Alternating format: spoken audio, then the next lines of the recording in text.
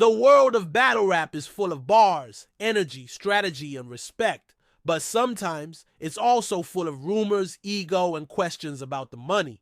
Recently, the spotlight turned toward how much battle rappers are really getting paid.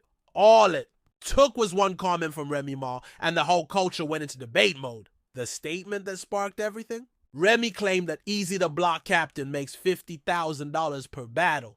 That's right, 50 racks per battle. Not only that, she said he does about 5 or 6 battles a year. That's a cool $250,000 annually for rapping. That number sounds wild. Not impossible, but wild. And once that hit the Joe Budden podcast, everything exploded. Joe Budden, who has battle rap experience himself and has been around the scene, just couldn't let it slide. He immediately called cap. He said these battle rappers have to stop with these imaginary numbers. He wasn't having it at all.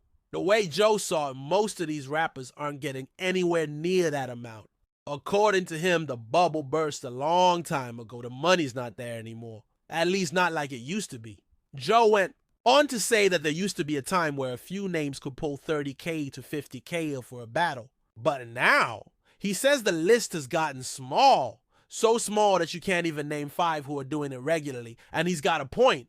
When was the last time some of these guys even battled twice a year? Even if you're getting $40,000 for a battle, 2 battles a year means $80,000 before Uncle Sam comes knocking. That's not exactly get rich quick money. Joe even joked about how expensive things have gotten in the world, saying eggs are $30 now and people still think every battle rapper is cashing out.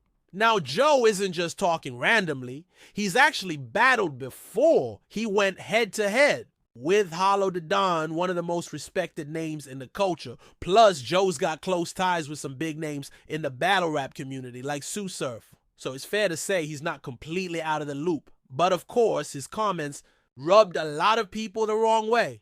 One of the first to respond was Hollow the Don himself. Hollow didn't hold back. He clapped back on social media, saying Joe was talking down on battle rap, while rappers like Fat Joe and 50 Cent were talking down on Joe. Hollow called it classism, rich people thinking they're better just because they got more money. He said that piece of paper everyone calls money isn't even backed by anything real. You can lose it all in one scandal, and that's facts. In today's world, all it takes is one mistake, one accusation, and you could be done. Another battle rap legend who stepped in was DNA. He went straight to Twitter and said Joe has to stop commenting on things he doesn't understand. Joe replied back confidently, saying he knows there aren't 15 battle rappers out here pulling 30 to 50K per battle. DNA agreed that maybe right now that's true, but it wasn't always like that.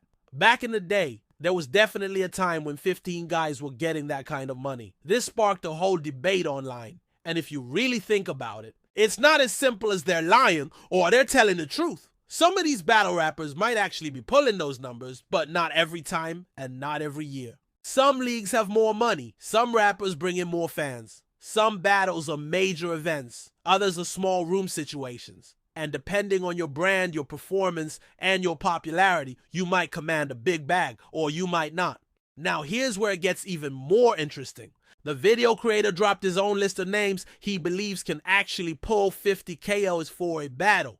Easy the Block Captain, of course, is on that list. So is Tay Roc, Calico, iVerb, DNA, Goods, Sue Surf, T-Top, Rum Nitty, Arsenal, Hollow Day, Don, Geechi Gotti, Loaded Lux, Murder Mook, Hitman Holla, and Charlie Clips. And even though he's retired, he gave a shout out to one of his favorites, Conceited. That's a long list. But the key word here is can command. That doesn't mean they're getting that amount every single time. It means if the battle is big enough and the league has the money, these names could get paid 50K or more. And let's be honest, these guys are legends in the game. They've put in work for years. Their brands are strong. They've got fan bases. They got viral moments. And they know how to sell a battle. If anyone deserves that kind of payday, it's them. But then there's the other side. The reality of 2025. The new wave of battle rappers isn't getting those same bags. The top tier might still eat, but the mid tier and up and comers not so much. Some people are blaming the leagues. They say the major platforms like URL aren't paying like they used to. Others blame the sponsors for leaving. Without sponsors putting money behind these events, where does the money come from? There's also talk about originality or lack of it. A lot of fans feel battle rap is becoming too repetitive, too many recycled angles, too many chokes, too many battles that just don't hit the same. Then there's the personal image battle rappers have to deal with. People outside the culture don't always understand it. To them, it's just a bunch of guys yelling in each other's faces. But to those in it, it's an art form, a mental war, a strategy game, a performance, and a way of life. So when someone like Joe Budden, who has mainstream music success, starts throwing shade at the income of battle rappers, it hits different. It feels like disrespect. Even if what he's saying has some truth, it still stings. Joe's point was more about the economics of it all. The idea that these guys are flexing numbers that might not be real just to seem larger than life. And let's be real, that happens in all parts of the music world. Rappers do it. Athletes do it. Influencers do it. Everybody wants to look like they're winning. Nobody wants to admit they took an L. But in battle rap, the stakes are different. Your whole image is built on how sharp your words are, how fearless your delivery is, and how believable your character is. If your brand is built on being that guy who gets paid more than anyone else, and that turns out to be false, it chips away at your whole rep. Still, nobody can deny battle rap's impact. It's not just a side hustle anymore. It's its own industry, its own world, with fans, culture, legends, and history. It birthed stars. It gave voices to people who came from nothing and built their names off pure talent.